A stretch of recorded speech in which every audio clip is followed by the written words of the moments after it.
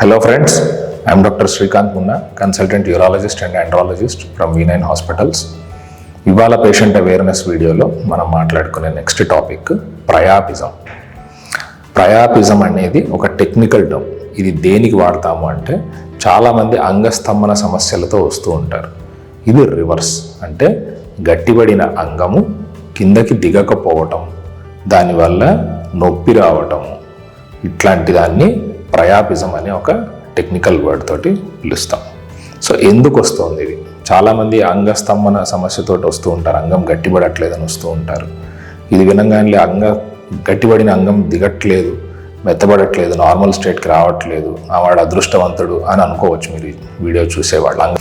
కానీ దీంట్లో ఉల్టా సైడ్ ఎఫెక్ట్ కంటే డేంజరస్ ఎఫెక్ట్ అని చెప్పుకోవచ్చు. ఏంటంటే అంగానికి రక్త ప్రసరణ తీసుకొచ్చే నాళాలు మధ్యలో ఉంటాయి, సెంటర్లో ఉంటాయి, కోర్లు.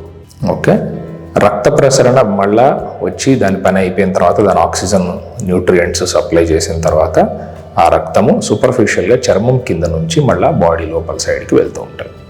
సో మధ్యలో నుంచి వచ్చే రక్తనాళాలు పైనుంచి తీసుకెళ్ళిపోయే రక్తనాళాలు వెయిన్స్ అంటాం. సో మధ్యలో నుంచి వచ్చే రక్తనాళాలు లావ్ అయినప్పుడు, వాటి డయామీటర్ పెరిగినప్పుడు ఎక్కువ రక్తం రావటం వల్ల అంగం గట్టిపడటం స్టార్ట్ అవుతుంది. ఎర్లీ ట్యూనిసెన్స్ అంటాం.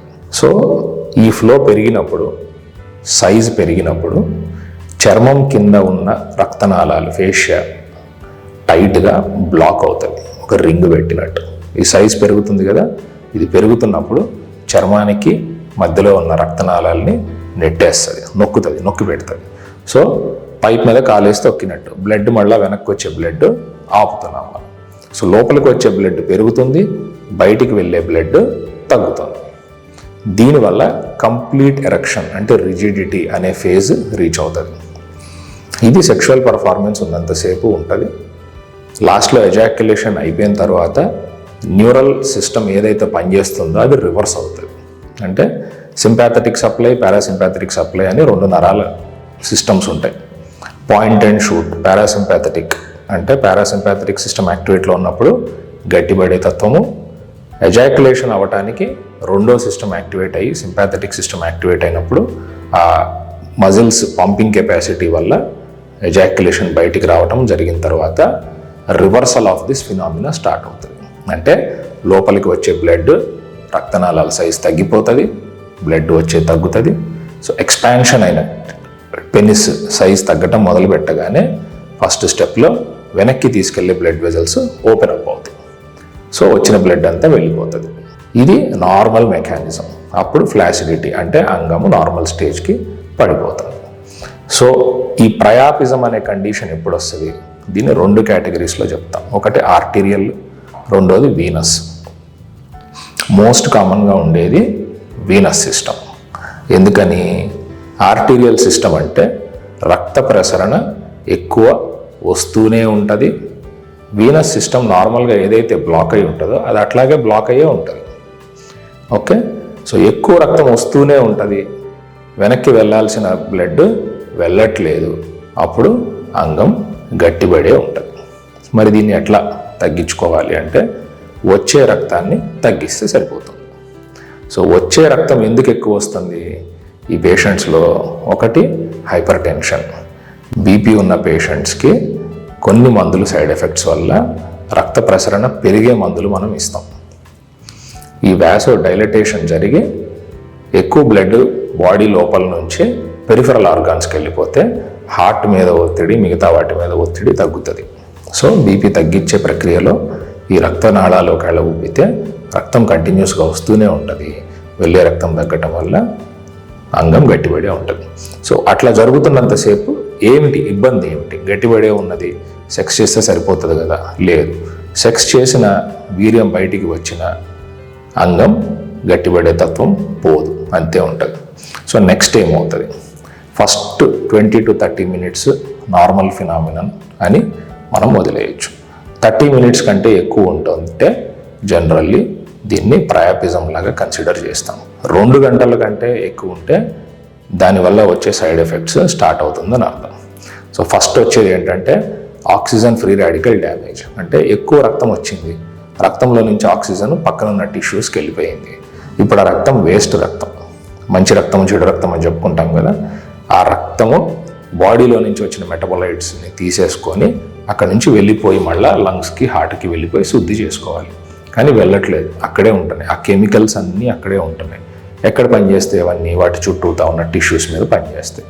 వేరే వాటి మీద చేసినా చేయకపోయినా మనం ఇంపార్టెన్స్ ఇచ్చే టిష్యూ ఏంటి? అంగం గట్టిపడే సిలిండర్లు, స్పాంజీ టిష్యూ, కార్పస్ క్యావర్నోజం అంటాం. దీంట్లో ఆ ఫ్రీ రాడికల్ ఆక్సిజన్ ఇంజురీ జరగటం వల్ల ఎక్కడ ఇంజురీ జరిగినా బాడీ మళ్ళీ దాన్ని హీల్ చేసుకునే ప్రక్రియ మొదలు పెడుతుంది కదా. So immune cells, destroying cells, బయట నుంచి ఏదో వచ్చింది, కెమికల్ ఏదో వచ్చింది, ఇన్ఫెక్షన్ ఏదో వచ్చింది, దెబ్బ ఏదో తాగిలి బ్లడ్ క్లాట్ అయింది, ఏది వచ్చినా కానీ బాడీ వచ్చి దాన్ని హీల్ చేసేసేసి నార్మల్గా చేయడానికి ట్రై చేస్తుంది. బట్ ఈ హీలింగ్ ప్రాసెస్లో వచ్చే సైడ్ ఎఫెక్ట్ ఏంటి? ఫైబ్రోసిస్. అంటే స్పాంజీ లాగా ఉబ్బే టిష్యూస్లో ఒక కార్డ్బోర్డ్ లాగా, చెక్క ముక్కలాగా గట్టి పదార్థం వస్తుంది.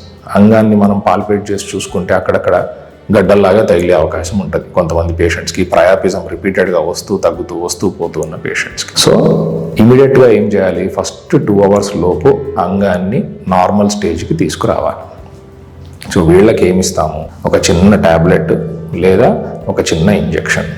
2 గంటలు దాటిపోయిన వాళ్ళకి కంపల్సరీగా ఒక చిన్న నీడిల్ వేసి ఎక్కువ రక్తం ఏదైతే దాంట్లో ఉబ్బిపోయి ఈ రక్తనాళాలు వెనక్కి తీసుకెళ్లే రక్తనాళాలను బ్లాక్ చేస్తున్నాయి, అవి ఫస్ట్ రిలీజ్ చేయడానికి ఎక్సెస్ రక్తంని బయటికి లాగాల్సిన అవసరం ఉంటుంది.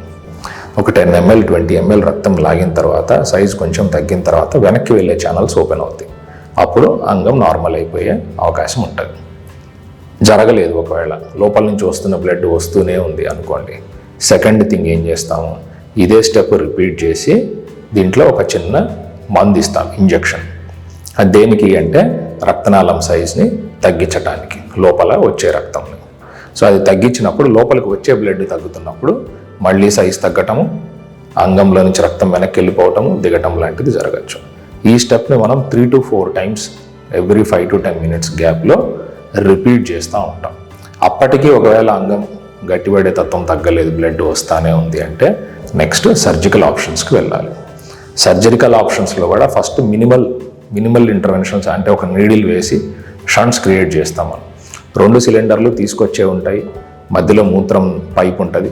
మూత్రం పైప్కి ఎండ్లో ఉండే ఆ టిప్, పెనిస్లో ఉండే టిప్, గ్లాన్స్ ఏదైతే అంటామో అందులో నుంచి రక్తం వెనక్కి వెళ్ళే అవకాశము ఉంటుంది. సో ఈ రెండింటికి కమ్యూనికేషన్. 2 సిలిండర్లు ఉన్నాయి, దీనిపైన మనకి గ్లాన్స్ పెనిస్ ఉన్నది. సో గ్లాన్స్ పెనిస్ లోపల నుంచి ఒక నీడిల్ డైరెక్ట్గా ఈ సిలిండర్లోకి వేస్తే ఈ 2 షంట్ అయినట్టు, బైపాస్ అయిపోయినట్టు. అంటే ఈ గదికి ఆ గదికి మనం ఒక పైప్ క్రియేట్ చేసినట్టు, సన్నపాటి క్యాలిబర్తో. దాంట్లో నుంచి రక్తం కనుక వెళ్ళిపోతూ ఉంటే క్లియర్ అయిపోయే ఛాన్స్ ఉంటుంది. నెక్స్ట్ స్టెప్, దీన్నే కొంచెం పెద్ద యాంగిల్, పెద్ద సిరంజ్ కానివ్వండి, బ్లేడ్తో కానివ్వండి కట్ చేసి దానికి షంట్ క్రియేట్ చేస్తాం. దీనికోసము ట్రైన్డ్ సెంటర్స్లోనే మనం ప్రిస్క్రైబ్ చేస్తుంటాం జనరల్. ఒకవేళ ఒక 20 minutes 30 minutes తర్వాత కూడా టెస్ట్ అయిపోయిన తర్వాత దిగటం స్టార్ట్ అవ్వట్లేదు, నొప్పి స్టార్ట్ అవుతుంది అంటే వెంటనే ఇంకొక రకమైన ఇంజెక్షన్ ఇచ్చి మనము అంగం నార్మల్ స్టేజ్కి వచ్చేలాగా చేపించి కన్ఫర్మ్ చేసి పంపిస్తాం. సో ఇది చాలామంది గుర్తుపెట్టుకోవాలి. దీన్ని ఎక్వైర్డ్ ప్రయాపిజం అంటాం. హైడ్రోజెనిక్ అంటే క్రియేట్ చేసిన ప్రయాపిజం, ఒక తప్పిదం ద్వారా కానివ్వండి, లేదా టెస్ట్ చేసేటప్పుడు ఇచ్చిన డోసు పేషెంట్ కండిషన్కి ఎక్కువ అవ్వటం కానివ్వండి, లేదా పేషెంట్కి ఈ కండిషన్ వచ్చే ప్రిడిస్పోజింగ్ ఫ్యాక్టర్స్ అంటే ఇతరత్ర కారణాల వల్ల జరిగే తత్వం ఉండటం వల్ల కానివ్వండి వచ్చినప్పుడు దీన్ని ఇమీడియట్గా ట్రీట్ చేయటం చాలా ఇంపార్టెంట్. ఓకే, సో ఇది ప్రయాపిజం గురించి.